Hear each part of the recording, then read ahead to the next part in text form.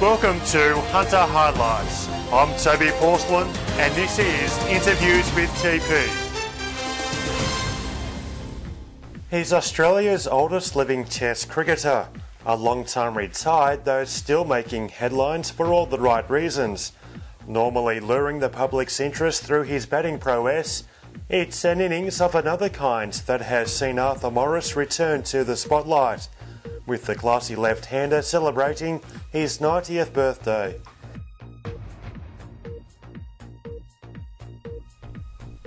Arthur, thanks for joining me on Hunter Highlights.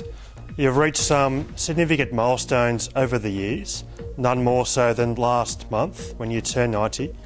It's an impressive innings. Thanks very much, Luke. Yes, it's. I think it's. I've got a lot to thank my grandparents and all the old people that came before me to give me the genes to get to 90. Apart from, of course, behaving myself the whole of my life. What's been the secret in that 90 years? Well, I don't know. I don't think there's any. The genes. The secret of getting to 90, I'm sure of that. So some good bloodlines. You started out as a bowler and finished your career regarded as one of Australia's greatest left-hand batsmen. How did the transition come about? Well, really, Luke, my father was a school teacher, and when he was transferred from Dungog to Toronto, and I was at the age of 12, 11 or 12, and then I went to Newcastle Boys High School. Now I learned to bowl left-handed off-spinners and wrong-uns, Chinamen, and I was just a normal 12-year-old height, but I got into the first grade as a bowler. So when I played against Maitland Boys High School and Cessnock High School, I batted last because I saved time, because I was playing with and against boys of 16, 17 and 18 years of age. So though I batted last, I was very difficult to get out, but I wasn't able to score quickly at all. And so I really got a name for starting at school as a slow left-hand bowler, but my batting was quite good, but I wasn't powerful enough to make an impact at that age. And when I came to Sydney, I was chosen at 13 into the Shire's team for St George, and as I went through, I went to Canterbury Boys High School.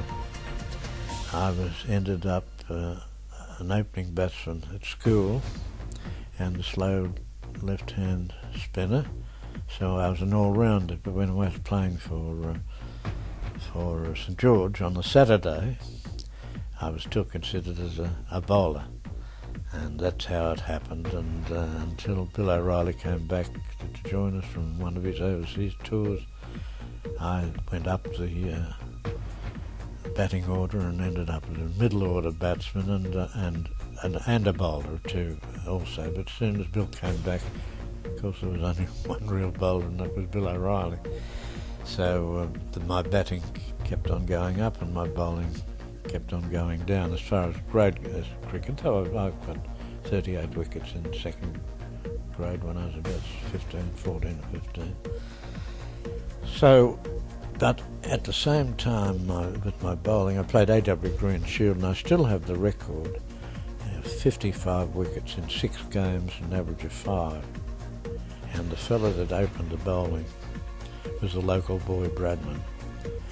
But he showed signs of being, as he was growing up, to be a good bowler, and he got the shine off the ball so I could come on and bowl my spinners.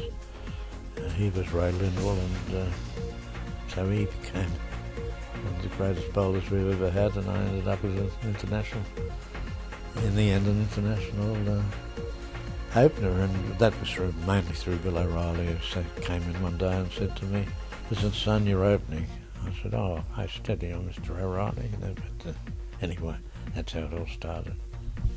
What sort of influence did Bill O'Reilly have on your career? Oh, great influence. You know, he was a marvellous captain, and he looked after the young blokes very, very well.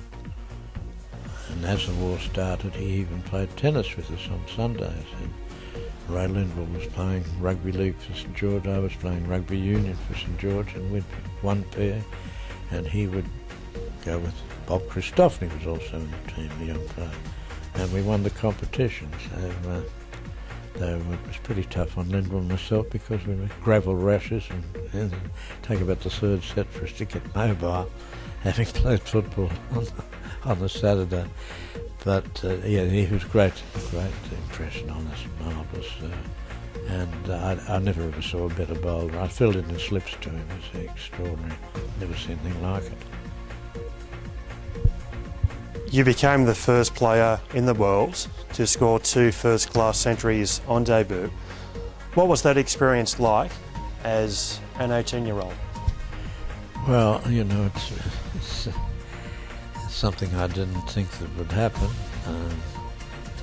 But, you know, it's a big deal going in to play your first match.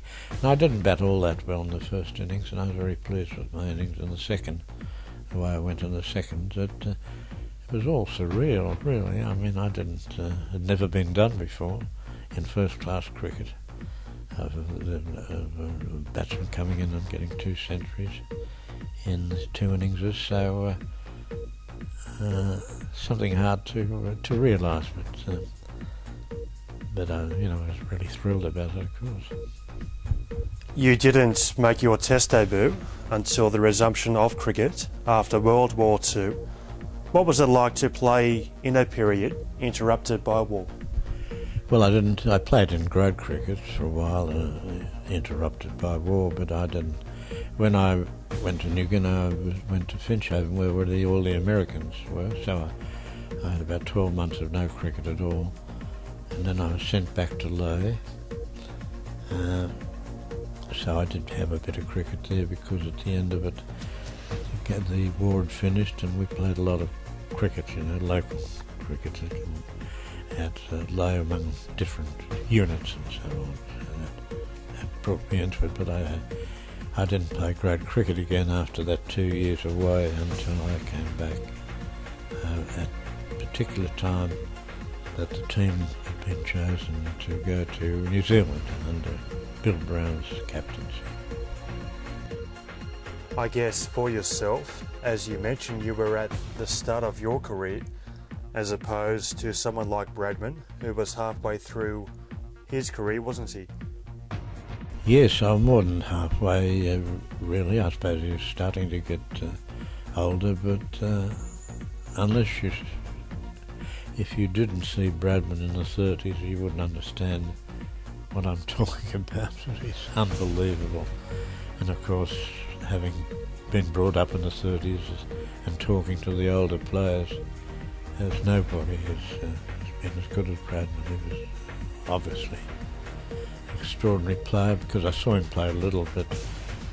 I met him at Dungog when my father was teaching there at the age of 8, and ragged little boy, no shoes on, and my Bradman was travelling for Mick Simmons, and came up and there was an afternoon tea for him and the locals at Dungog, and my father was invited, and he pulled me in and said, "Yes, son, meet Don Bradman."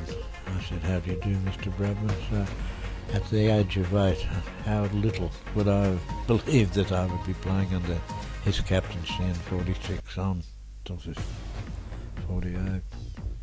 We'll talk further about Bradman in a few moments, but I would like to take you back to when you made your Test debut in Brisbane in 1946.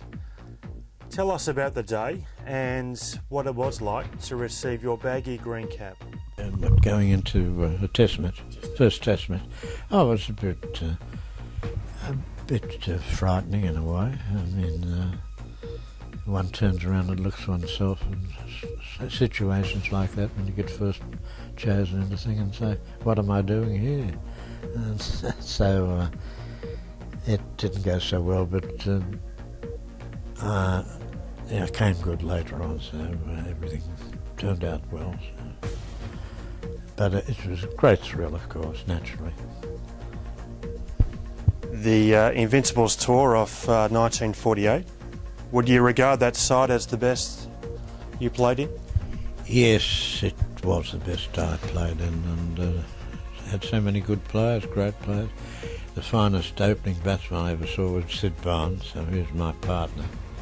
Then you had Bradman, you had Hassett, who was a great player for Victoria, and had captained the services side during the war in England. And we had Miller, Lindwall, good batsmen, great bowlers. Don Talon, one of the finest wicketkeepers Australia's ever had. And we had a team, Ian Johnson from Victoria. It was a team, and Neil Harvey, of course, who came in about the fourth test.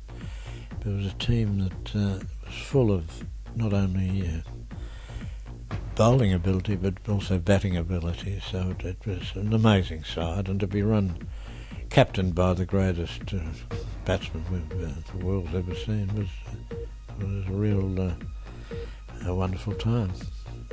Before departing for that tour, how much emphasis was placed, firstly, on winning the Ashes, and secondly, on going through that series undefeated?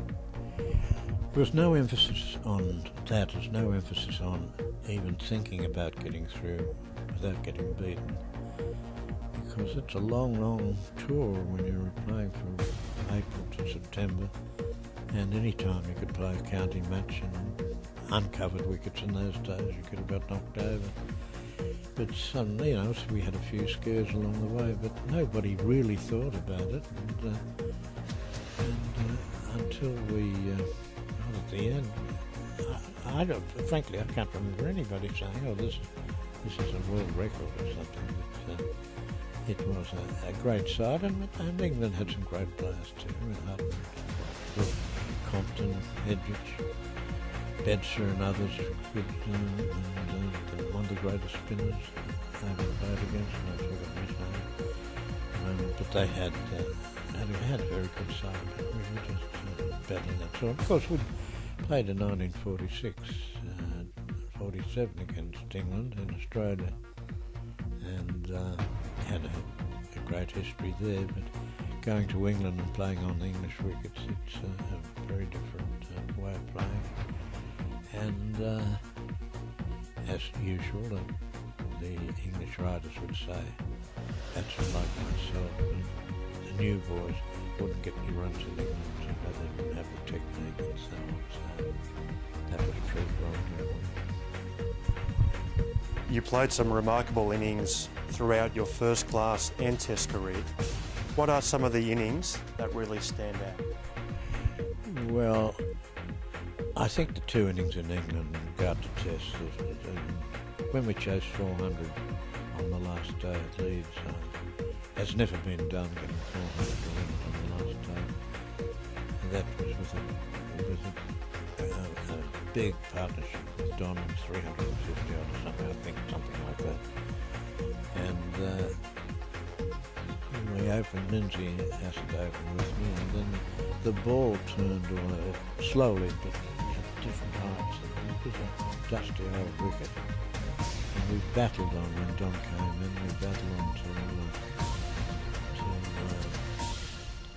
lunch, and feeling more secure then because Yardley had to chase a win, which meant he had all the field up. So once you hit past the field and you've got four, so my first, when I got the 100, 24s I got in that. Then after lunch, we got into them a bit.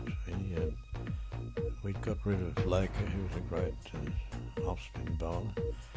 But the bloke who was giving us more trouble was Dennis Compton, who was quite a good bowler, left-hand wrist spinner. But he wasn't a regular bowler anyway. We got into him and got him off. So from trying to save the game, we getting to. So we could make a draw, and then suddenly we could see we could win. So that's how it unfolded. And before the game, the prospect of getting 400, I know that Bradman wrote in his diary, I fear we'll be beaten. And as far as I was concerned, I was bloody sure we'd be beaten. That's just the way, the feeling of being able to go and really fight back and win that game under pretty tough circumstances. It was probably the best innings I ever played. And then, of course, the last one at John got his duck at the Oval, and I got 196. So that was probably the second best, and probably the best innings I ever played for New South Wales was getting 100 against in Queensland in 1949 in 79 minutes, and I think, from what I've checked on things, that's the fastest first-class 100 ever scored on the Sydney Cricket Ground. So I think there are three that come to mind as good innings. You mentioned about the Sydney Cricket Ground. It's one place that I absolutely love going to and really enjoy watching cricket from. For yourself though, Arthur, what was it like playing there? Well, actually, I loved to play on the Sydney Cricket Ground. The funny part about it, I didn't get many runs in international cricket there. I don't know why. Maybe, I don't know, might have tried too hard or something, I don't know. But that's the way cricket goes. But I did get a lot of runs for the New South Wales. So it was always a good wicket. Good for the crowd, good sidelines. And ground is easier to play on. Some of the grounds, like Melbourne, are very hard underfoot. But it's just the whole setup in Sydney was marvellous. Of course, the ball used to swing very much there. But we nullified that a bit once we, as I was a trustee at that time, we built this Bradman stand which stopped the nor'easters coming into the ground and the moist wind, and has stopped a lot of the big swing in the ground, but still it's a marvellous cricket ground. How did you juggle work and playing commitments back then in the amateur? Well, you had to I knew when I started to work for them after I left school at the City Council, and they showed fair enough that they couldn't let me go on playing, go on trips away and all that sort of thing. So I was approached by a stacking company. They were a car firm, and they were very good to me, and Holden's and General Motors company, and so they allowed me to go on tour and look after me. Because back in those days, if selected to go on tour, you would be away anywhere between 6 and 8 months at any one time. Was it difficult to be away for that amount of time? Well, not for me. I was single, so that something that, apart from being in New Guinea during the war, I was rather keen to travel. I liked travelling, and I enjoyed the ship going over 5 weeks. But we'd had a pretty tough tour, a lot of cricket just before that, so I relaxed on that and enjoyed it. And we got to England, and then we had to sort of buckle down, and apart from the lunches and dinners, etc. But we didn't really start the game until about 3 weeks and play at Worcester, the first one up. But and Don and I both got hundreds at Worcester, so it was a good start. But he soon got into the run of things, and because you play a lot of cricket over that period, and you play 6 days a week, and you get a match off occasionally. But the more you played, the better you got. So it did improve our cricket, I think. And it was very important as far as counties was concerned, but this is before sponsorships and was because before colour television brought the sponsors in and the advertising people in, and every county we played depended on the Australians for their money for the season, because we had big crowds wherever we went.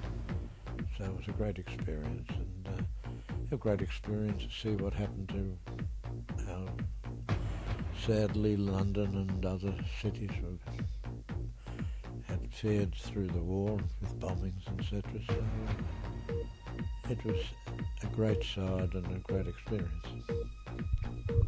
You mentioned before about playing rugby. Did rugby ever present itself as an option over cricket? I would think so, yes, it did for me, particularly 1943. I was playing St George first grade anyway, but I played combined high schools. I was chosen for combined high schools in my fourth and fifth year at school. And yes, I love football. I played as a 5'8", and I played in early matches of battalions and so on, and then I was chosen for the army, and I also played for combined services, and I played some very great footballers. In fact, on one side with the army, I think we won a match 57-0, and that I spoke to Rasty, a great rugby league rugby, because in the army you played services, you played rugby league and rugby union. And I said, do you remember that match we won 57-0? And he said, I got bloody lucky to get that. So, but I played with some of the best footballers. And Johnny Wallace, who was great, was managing us, and was then a captain in the army, and went around and chose all these people, all players, etc. Was quoted as saying that I was the best 5'8" in Australia, so I couldn't have been too bad, you know. And yeah, I love football. Ray Lindwell and I both went to New Guinea, and neither of us were eligible to be flown to England to join a services club, because that was confined to Air Force personnel and Army personnel who'd formerly been in Africa, at least, or in England. So we were not eligible to be chosen. But we both, he was a very fine rugby league fullback. But when we got out of the army, naturally, I mean, your future was either in cricket or football. You couldn't have a future in both. So we both chose cricket. You spoke about Bradman before, and just what a class act he was. What was it about Bradman that set him apart from his peers? Well, he had every shot on the ball, and he was such a great batsman. And he said to me one day, I can't understand how a fellow can get 60 runs and get out. He should be seeing the ball like a watermelon or something. But, you know, that was his attitude, and he run a wonderful cricket, and a great captain, naturally, a great experience. Very aware of his position as a role model, because he was a hero for everybody in the 30s. And his amazing performances. He got so many runs, he got them all quickly. It wasn't a matter of dodging around for 2 or 3 days and getting 2 or 3 hundreds.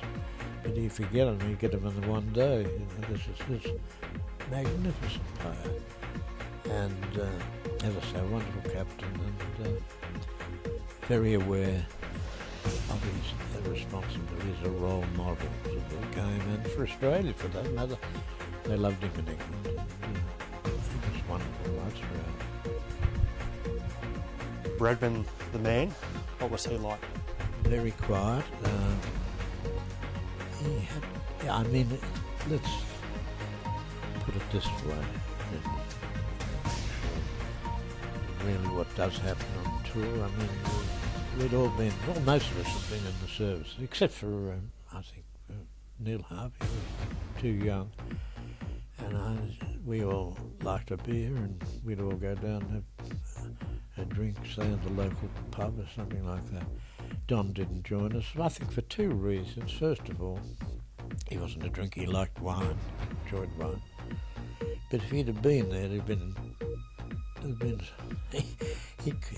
have been mobbed. You know, he wouldn't have had a moment for himself. And secondly, he had about 200, average of about 100 to 200 letters to write every night. And then he was extremely careful when he was making his speeches, and he would always do a lot of homework on it, so that he would make good speeches and represent his country and the cricket in the very best manner. It's widely known that Bradman scored a duck in his last Test innings, though something that seems to fly under the radar is the name of the person at the non-striker's end. Can you set the record straight for us, Arthur? Yeah, well, that is true, and it was. Don's duck was the headline of the year. So nobody took much notice of any runs that I got, and it was years later, and I was talking to him, this is actual fact, in business, and it was a lunch or something, and this bloke knew a bit about cricket, nothing much at all, but you know, became such a great thing, Bradman's duck. He was referring to it in a similar thing that had happened in business with him, and he went on, like Bradman got a duck in his last, I said, yeah, I was there. He said, were you? He said, and what were you doing over there? I said, I was up the other end. And he said, did you get any runs? I said, 196. And then I had a pause and said, run out. So that made me feel better too. But that actually did happen. But it's now become really known that I did get a few runs because we've used that a bit.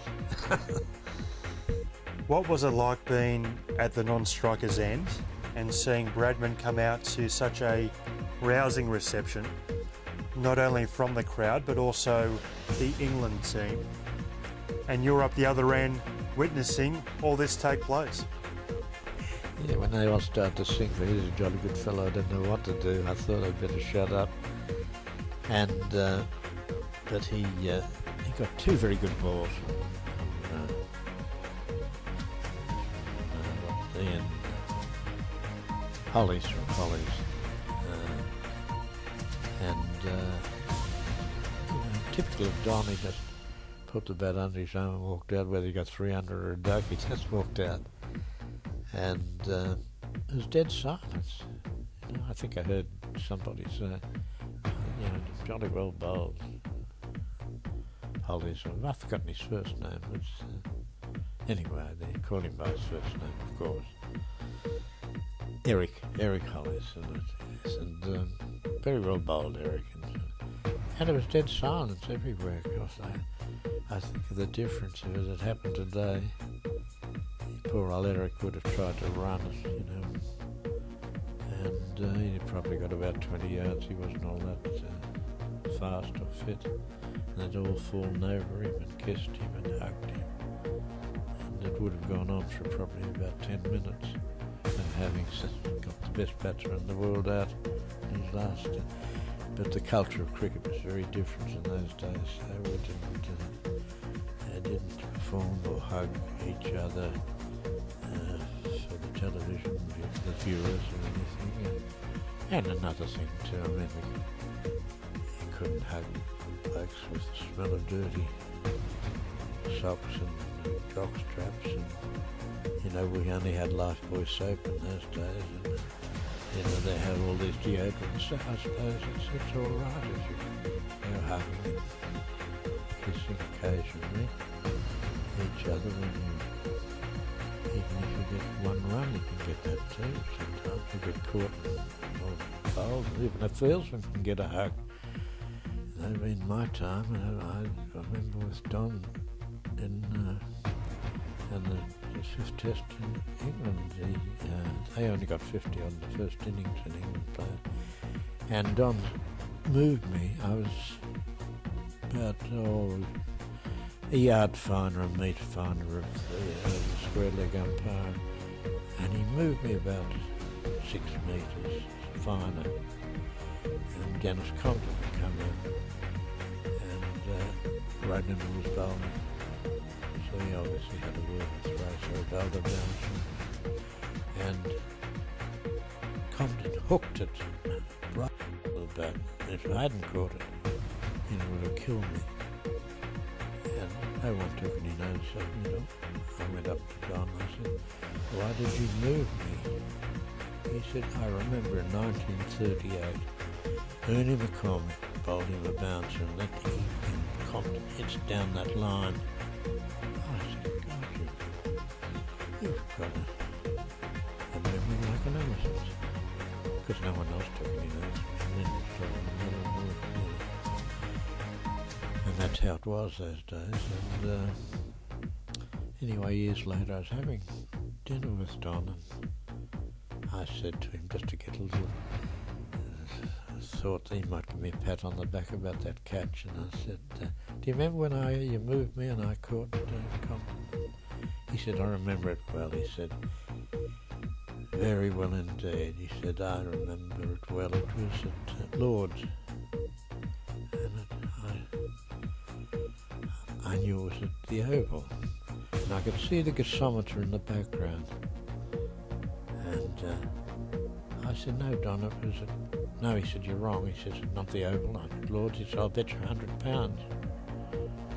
There was pounds in those days." And he said, I said, "No," I said, "no," because I knew his memory was so good. I wasn't taking any risks on that. And as he went down from £50, I said, the image of the gasometer in the background had completely faded.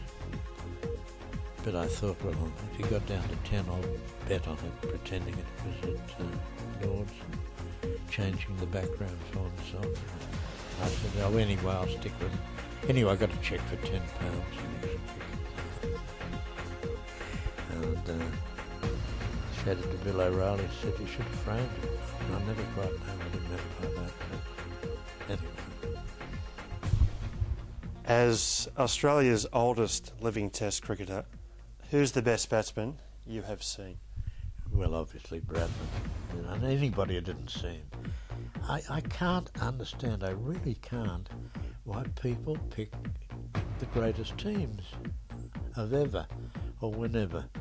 How can you do it when you haven't seen the Trumpers or the McCartneys or the great players of the past, the McCabe's, Bradman's, Barnes,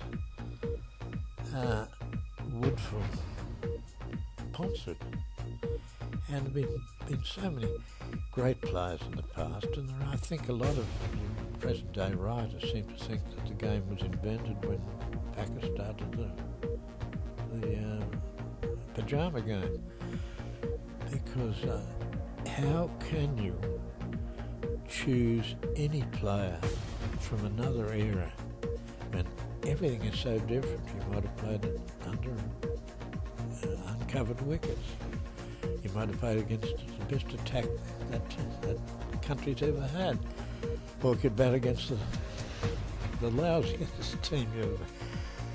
And then you've got to take it, how can anyone with any experience at all come out and pick a team with the greatest team ever? You can't do it. Or the great, we're picking people from different spots. And I must admit, I couldn't do it, but because I've seen so many great players, modern day players too, I'm talking about.